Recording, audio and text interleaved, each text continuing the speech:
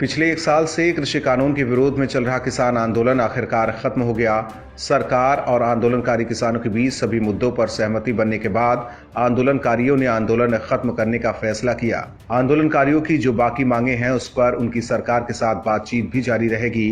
किसान आंदोलन खत्म होने से जहां विपक्ष निराश है, वहीं बीजेपी आंदोलन खत्म कराकर बेहद खुश है। विपक्ष के पास अब आने वाले विधानसभा चुनाव के लिए कोई मुद्दा नहीं बचा, जबकि बीजेपी इस बात से खुश है कि आंदोलन खत्म होने की वजह से उसे किसानों के विरोध का सामना नहीं करना पड़ेगा। अगर आंदोलन जारी रहता तो कुछ क्षेत्रों में आंदोलनकारी लोग बीजेपी के नेताओं का विरोध करते, लेकिन अब ऐसा नहीं होगा। बीजेपी को अब विधानसभा चुनाव के लिए एजेंडा तय करने में भी आसानी रहेगी।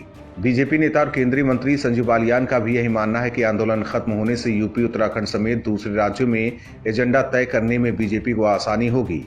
पश्चिमी उत्तर प्रदेश से जाट समुदाय से बीजेपी के प्रमुख नेता बालियान ने कहा कि पार्टी की स्थिति में सुधार आएगा, क्योंकि नरेंद्र मोदी सरकार द्वारा उठाए कदमों से संतुष्ट होकर किसान घर लौट रहे हैं। उधर आंदोलन खत्म करने को लेकर कई दूसरे नेताओं का भी बयान सामने आया है। केंद्रीय मंत्री मुख्तार अब्बास नकवी ने कहा कि सरकार ने टकराव का रास्ता नहीं, टॉक का रास्ता अपनाया है। उधर आंदोलन खत्म करने को लेकर विपक्षी नेताओं का भी बयान सामने आया है। कभी एनडीए की सहयोगी रही अकाली दल ने कहा है कि अगर केंद्र सरकार हमारी बातें मान ली होती तो 700 से ज्यादा किसानों की जान नहीं जाती।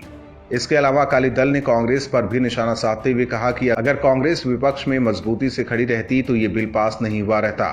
वहीं कांग्रेस सांसद दीपेंद्र हुड्डा ने कहा कि यह ऐतिहासिक जीत है। कुल मिलाकर देखें तो आंदोलनकारियों द्वारा आंदोलन खत्म करने से बीजेपी फ्रंट फुट पर है और आगामी चुनाव में भगवा दल को इसका फायदा हो सकता है। यही वजह है कि आंदोलन खत्म होने के बाद बीजेपी में खुशी की लहर है।